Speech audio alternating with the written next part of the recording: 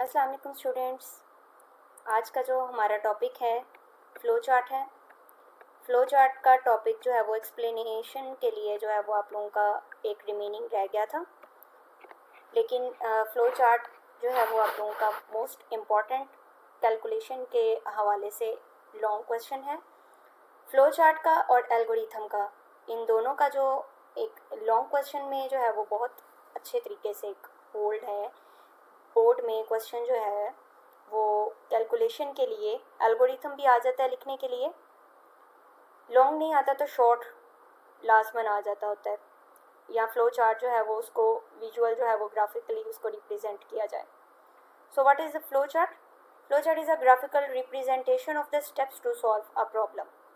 Flow chart जो है वो आपकी प्रॉब्लम को ग्राफिकली एक्सप्लेन करने का एक बेस्ट क्राइटेरिया है। आपने अपनी प्रॉब्लम को 3 बेसिक स्टेप्स में सॉल्व करना है। उसमें फर्स्ट मैंने आप लोगों को बताया था कि आपके पास एल्गोरिथम होता है, सेकंड आप लोगों के पास फ्लो चार्ट होता है, और थर्ड आपके पास कंप्यूटर प्रोग्राम्स होते हैं। लेकिन अब आपका जो सेकंड वन प्रॉब्लम है वो आपकी फ्लो चार्ट के थ्रू अगर आपने एक्सप्लेन करनी हो तो वो कैसे की जा सकती है। इसके साइड पे एक एग्जांपल लिखी हुई है जिसमें उसने स्टार्ट और स्टॉप, इसका क्राइटेरिया भी एल्गोरिथम से बहुत ज़्यादा मैच करता है, बिकॉज इसमें भी हमने उन्हीं सीक्वेंस को फॉलो करना है जो हम एल्गोरिथम के लिए फॉलो करते हैं स्टेप्स को।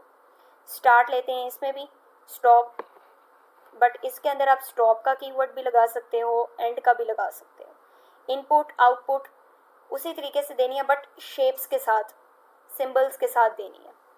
इसमें एक विजुअली रिप्रेजेंटेशन जो एक ग्राफ के थ्रू एक्सप्लेन करने की है, वो आपके इसी फॉर्मेट को देखते हुए जो है वो आपने इसको फोकस में रखना है।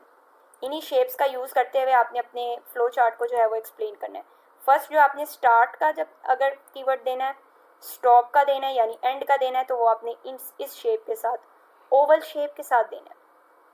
कोई इनपुट देना है तो इनपुट आप लोगों का पैरेललोग्राम की शेप में आएगा।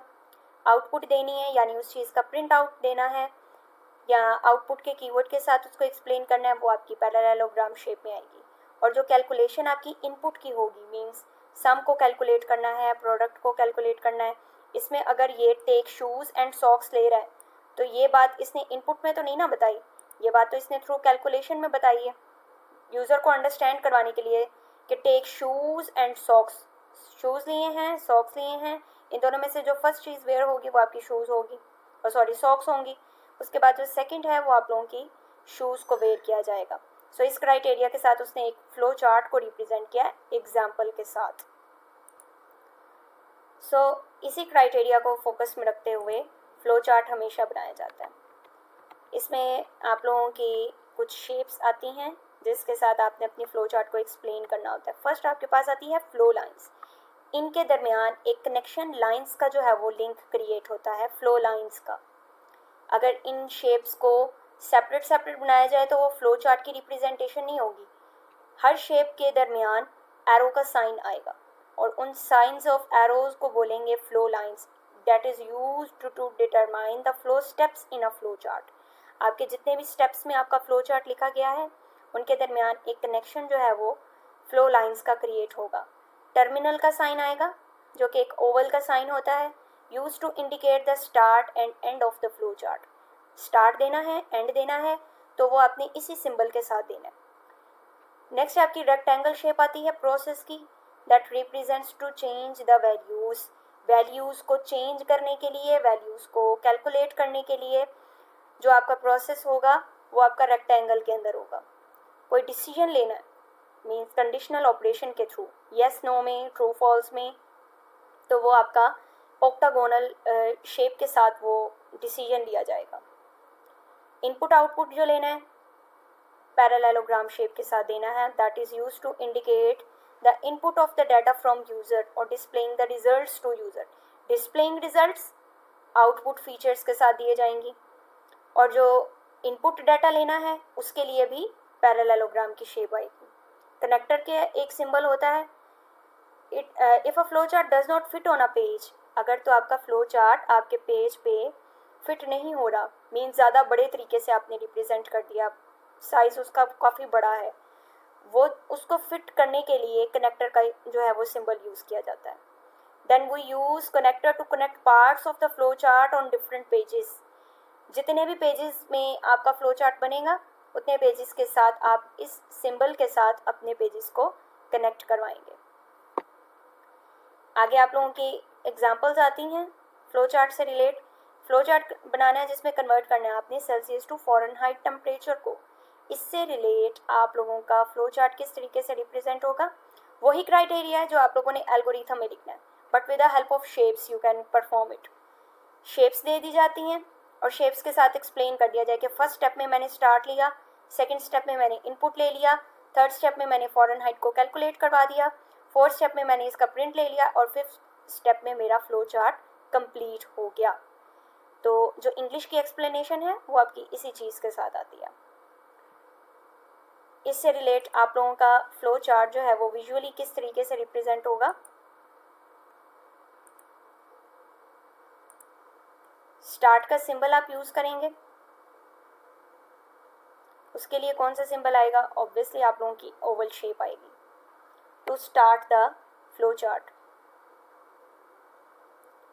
और इसके साथ कनेक्टर जो है वो फ्लो लाइंस का क्रिएट होगा।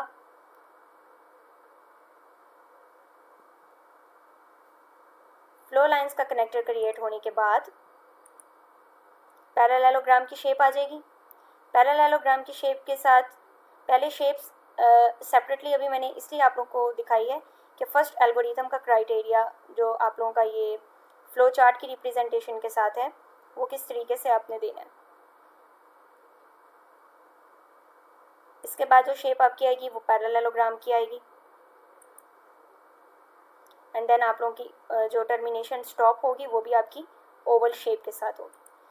तो फर्स्ट इसमें उसने स्टार्ट के साथ लिया है, स्टार्ट का कीवर्ड आ जाएगा एंड देन इनपुट का सिंबल आ जाएगा कि आपने अपने इनपुट देनी है। इनपुट में उसने सेल्सियस का है ना, Celsius to Fahrenheit temperature convert करना है, तो उसके लिए सेल्सियस टू फ़ारेनहाइट तक फॉर्मूला इनफ है। अगर तो वाइस वर्सा का कीवर्ड लिखा होता, अगर आपके रिप्रेजेंटेशन इस तरीके से कही जाती कि to convert the Celsius to Fahrenheit temperature and vice वर्सा।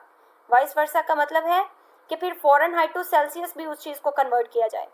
सो अब इस रिप्रेजेंटेशन को जो है वो without Fahrenheit to Celsius conversion भी जो इसको सॉल्व कर सकते हैं। सिर्फ सेल्सियस टू फ़ारेनहाइट तक इसका फॉर्मूला आएगा, तो उसके लिए जो कैलकुलेशन आपकी आएगी जिसमें आपने फ़ारेनहाइट कैलकुलेट करनी है उसके लिए तो सेल्सियस का इनपुट ही काफ़ी है। तो इनपुट आपकी सेल्सियस के साथ आ जाएगी और रेक्टेंगल शेप के अंदर आपके फ़ारेनहाइट का फॉर्मूला आ जाएगा। That is Celsius should be multiplied by 9, multiply होगा 9 के साथ एंड देन उसको डिवाइड किया जाएगा 5 के साथ। डिवाइड का साइन भी यूज़ हो सकता है, इसमें जो है वो ओवर का साइन भी आप यूज़ कर सकते हो। फिर उसके साथ आपकी प्लस जो है वो 32 आ जाएगा। यहाँ पे आपकी जो फ़ारेनहाइट की कैलकुलेशन है वो सॉल्व हो जाएगी। फिर उसके बाद प्रिंट में आपके पास फ़ारेनहाइट आ जाएगा कि आपने उस कीवर्ड को प्रिंट के साथ ले लिया and then your flow chart should be solve with name of and.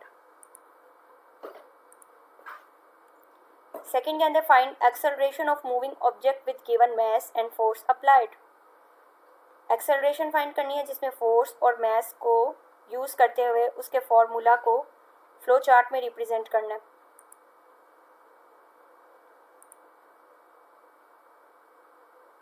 इसमें भी स्टार्ट का कीवर्ड आएगा, इनपुट में आपके पास मास आ जाएगी, फोर्स आ जाएगी एंड देन एक्सेलरेशन का फॉर्मूला कैलकुलेट होगा, that is force divided by mass. Acceleration is equals to force divided by mass. Over में भी आ सकता है एंड डिवाइड के साइन के साथ भी आ सकता है। प्रिंट में एक्सेलरेशन आ जाएगा and then your flow chart should be clear. Volume of cube का फॉर्मूला जो है वो फ्लो चार्ट में रिप्रेजेंट करना है। इसके लिए एच जो है वो 3 टाइम्स मल्टीप्लाई होगी, तो इसलिए इनपुट में उसने एच को लिख दिया एंड प्रिंट में आपके पास वॉल्यूम आ जाएगा।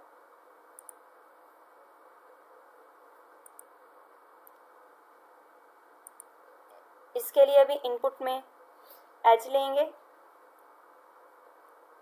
एंड इनपुट में एज लेने के बाद वॉल्यूम के का जो फॉर्मूला है वो एज 3 टाइम्स मल्टीप्लाई होगी तो वो रेक्टेंगल शेप के अंदर आएगी। पैरेललोग्राम के अंदर आपके पास प्रिंट में क्या आ जाएगा, वॉल्यूम आ जाएगा।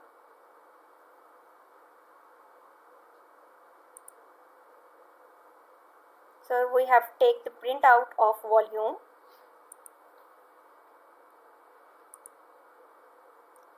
वॉल्यूम को प्रिंट में लेने के बाद your flow chart should be closed.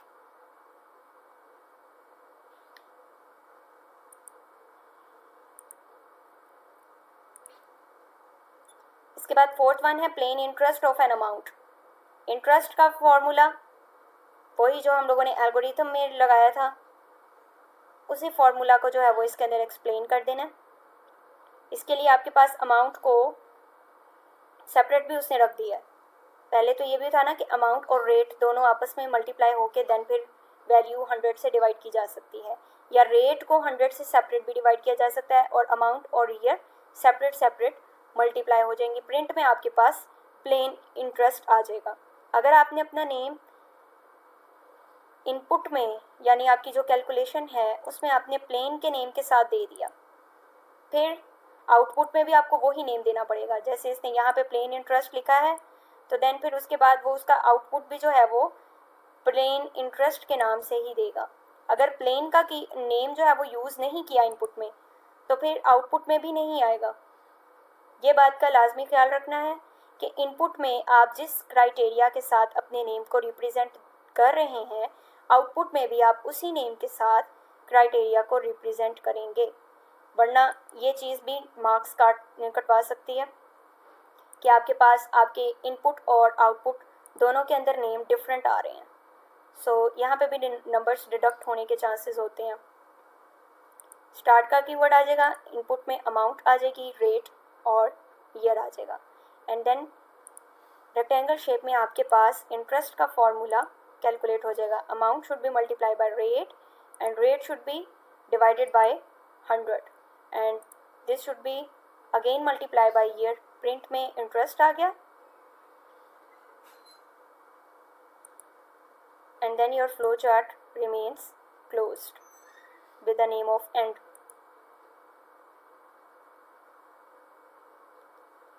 Fifth में उसने कहा sum product and average of given 5 numbers. कोई से भी 5 नंबर्स लेने हैं और उसका सम प्रोडक्ट और एवरेज लेना है। अगर यहाँ देखो, यहाँ इनपुट में n0 लिया है यानी नंबर्स को उसने 0 से स्टार्ट किया है, तो फिर प्रिंट में भी जब आप उसकी कैलकुलेशन करोगे तो n0 को मल्टीप्लाई करना है।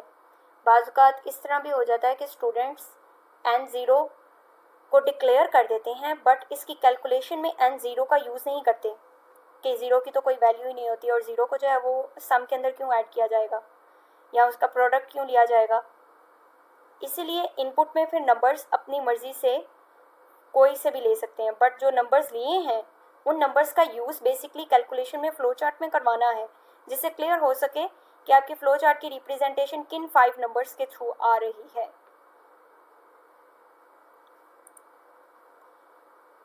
इसमें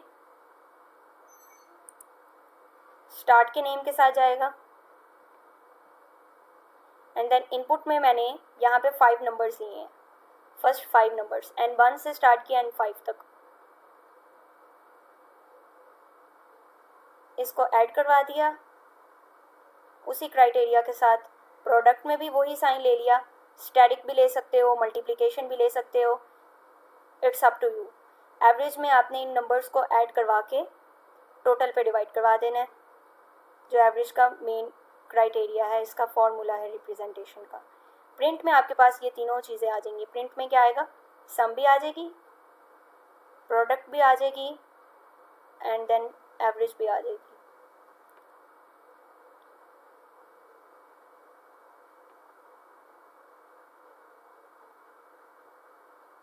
क्लियर। एंड के कीवर्ड के साथ ये क्लोज हो जाएगा। Find the area of the parallelogram. Area of parallelogram base multiply by height. Input में फिर वही बेस और हाइट आ जाएगी, प्रिंट में एरिया आएगा। ये भी एक फर्स्ट एंड एक कहते हैं एक मेन ब्लंडर होता है स्टूडेंट की तरफ से। अब इनपुट में यहाँ पे बेस और हाइट लिखा, तो प्रिंट में बेस और हाइट लिख दिया जाता है। प्रिंट में क्या नहीं लिखा जाता, एरिया नहीं लिखा जाता। अब उसने आपसे पूछा तो एरिया ही है ना, तो लाजमी तो नहीं है जो आप इनपुट में नंबर्स दे रहे हो वो नंबर्स एज इट इज़ आ जाएंगे, या इनपुट में आप बेस और हाइट दे रहे हो तो प्रिंट में आपके पास बेस और हाइट आएगी, प्रिंट में एरिया आएगा। इस चीज़ से भी स्टूडेंट्स कंफ्यूज हो जाते हैं। क्यों? क्योंकि इन दोनों की शेप सेम है, पैरेललोग्राम की शेप है। पैरेललोग्राम की शेप तो है, बट आप ये देखो कि आप स्टार्ट में जो शेप लेके आ रहे हो वो आप इनपुट के लिए लेके आ रहे हो, उसकी कैलकुलेशन के नेम के साथ तो नहीं लेके आ रहे। उसने आपसे ये तो नहीं पूछा कि आप इनपुट जो फाइंड कर रहे हो वही चीज़ मुझे भी फाइंड आउट करके दो। उसने तो आपसे फाइंड करने को कहा है कि एरिया निकाला जाए। सो इसलिए सेकंड टाइम जब इस शेप का यूज़ किया जाता है तो वो जो चीज़ उसने आपसे पूछी होती है उस चीज़ को प्रिंट में जो है वो राइट किया जाता है। क्लियर?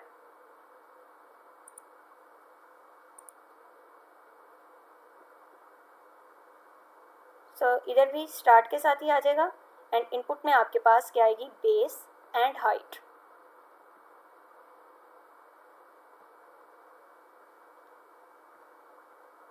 एरिया के लिए base multiply by height and then print में आपके पास एरिया आ जाएगा।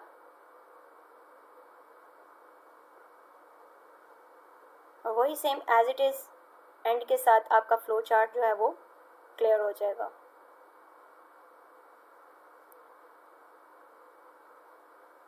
सो आज का टॉपिक जो है वो इन्हीं फ्लो चार्ट के क्राइटेरिया के साथ एक्सप्लेन होता था। आई होप मेरा टॉपिक आप लोगों को बहुत अच्छे तरीके से समझ आ गया होगा। बाकी कोई कन्फ्यूजन हो तो आप मुझे कमेंट कर सकते हैं। Thanks for watching and subscribe to my YouTube channel. Allah हाफिज़। Good luck to all of you.